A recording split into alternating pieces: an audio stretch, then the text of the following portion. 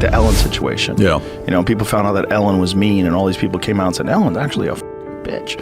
And everybody, whoa, Yeah. can't believe it. And she lost everything. She fell apart, disappeared, because people found out that this character that she was portraying in a half an hour on a television show is not really who she was. My buddy Greg, who was one of her writers, was like, she's a piece of shit. And he was like, she's a monster. For years, Ellen DeGeneres sold this image of being the nicest person on TV. And then, almost overnight, that whole image started falling apart. Suddenly, stories were coming out saying she was nothing like that behind the scenes. And instead of fully owning it, she came back acting like she was the one who got wronged. And that's where things really started to slip. Because what was meant to be her big return to stand-up didn't feel like a comeback at all. It unraveled fast. Shows getting canceled, reviews hitting hard, and Ellen even admitting she got pushed out of the industry for being mean, but still not really taking clear responsibility for it. What made it worse is how she handled it. She didn't stick to one explanation. She went through all of them, framing it around being a woman, being gay, saying she's just too blunt, anything that could explain the backlash except the one thing people were actually questioning,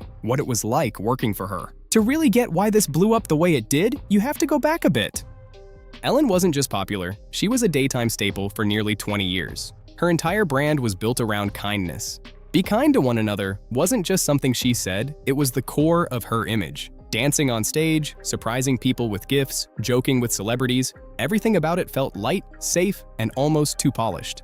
Then, 2020 hit, and everything started coming out. It began with a viral Twitter thread, where people shared stories about how Ellen allegedly treated them off camera. At first, it seemed like random comments, but it didn't stay small for long. Soon, current and former employees stepped forward, and the tone shifted quickly. Now it wasn't just stories, it was serious allegations about a toxic work environment. Claims of racism, intimidation, people feeling afraid to speak up, and even accusations involving misconduct tied to senior producers. At that point, it wasn't just online talk anymore. It became a real situation. Warner Brothers launched an internal investigation, and the fallout was immediate. 3 executive producers were let go, and Ellen's ratings didn't just dip, they dropped hard. The show went from averaging over 2 million viewers to struggling to hit 1 million, and the financial side followed right behind it. Ad revenue reportedly falling from $131 million to around $105 million. By May 2021, Ellen announced the show would end after 19 seasons. And when the final episode aired in May 2022, that was it. For the first time in nearly 2 decades, she was completely off the air. Today, I am announcing that next season, season 19, is going to be my last season. But that wasn't the end of it. Because after staying quiet for a while, Ellen came back in 2024 like she had something to prove. So in 2024, she steps back in like nothing happened and announces a full comeback plan, a stand-up tour called Ellen's Last Stand, Up, and a Netflix special for your approval. The idea was clear. This was her moment to respond, clear the air, and remind people she's still funny. But the reaction? It just wasn't there. The tour was supposed to run across the US, UK, and Australia, big cities, big rollout, but then out of nowhere, July hits and 4 major shows, Dallas, San Francisco, Seattle, and Chicago, get wiped off the schedule. Just like that. No real explanation, just refunds going out through Ticketmaster, and obviously, people started asking questions. Was it low ticket sales? Was the backlash catching up? Something felt off. Ellen later said it was due to health issues, mentioning osteoporosis and injuries from a fall, which, to be fair, that's serious. Health comes first. But the timing raised eyebrows, especially with what happened right after. Because on September 24th, 2024, the Netflix special finally drops, and it doesn't go well. Critics came in strong. Rotten Tomatoes lands at 33%. Variety calls it painfully self-indulgent. The Independent describes it as bizarre, unfunny, and self-pitying. Time magazine points out, it barely delivers laughs and avoids saying anything real. Even The Atlantic, which usually holds back a bit, says she struggles to find humor in her own mistakes. But the bigger issue wasn't just that people didn't laugh, it's how she approached it. Instead of owning what happened, the whole special leans into this idea that she was treated unfairly. Like somehow she was on the receiving end of all this. She literally said, and then tries to brush it off with lines like, yeah, because there are no mean people in show business. Which, sure, the industry isn't exactly known for being nice. Oh yeah, I got kicked out of show business. But that's not the point. Ellen built her entire image around being kind and approachable. That was the brand. So when people started hearing a completely different version from behind the scenes, that's where the disconnect hit. When that didn't land, she pivoted again. Now it's about being too gay. Then it's about being a strong woman who's just direct and demanding. But that didn't really match what people were calling out. Because at no point did she fully address the core complaints. The employees who said they experienced racism, or the ones who felt intimidated at work. And that silence, that's what people kept coming back to. And this is where people really started paying attention. At no point did she seriously address the stories about employees allegedly being let go after taking bereavement leave, or crew members saying they were completely left in the dark during COVID. Those are not small things. But instead of sitting with that, she shifted the tone, making light jokes about parallel parking, raising chickens, and acting like everyone would just move on. That didn't happen. The internet pushed back, and it pushed back hard. People started putting everything side by side, her "be kind" message right next to clips, stories, and old interviews that didn't match that image at all. Even that Dakota Johnson moment came back around, where Dakota straight up called her out over the birthday invite situation. It's good to see you. Happy belated birthday. When was your birthday? It was October 4th. October 4th. And how was the party? I wasn't invited. Actually, no, that's not the truth, Ellen. You were invited. Last time I was on the show, last year, you gave me a bunch of about not inviting you, but I didn't even know you wanted to be invited.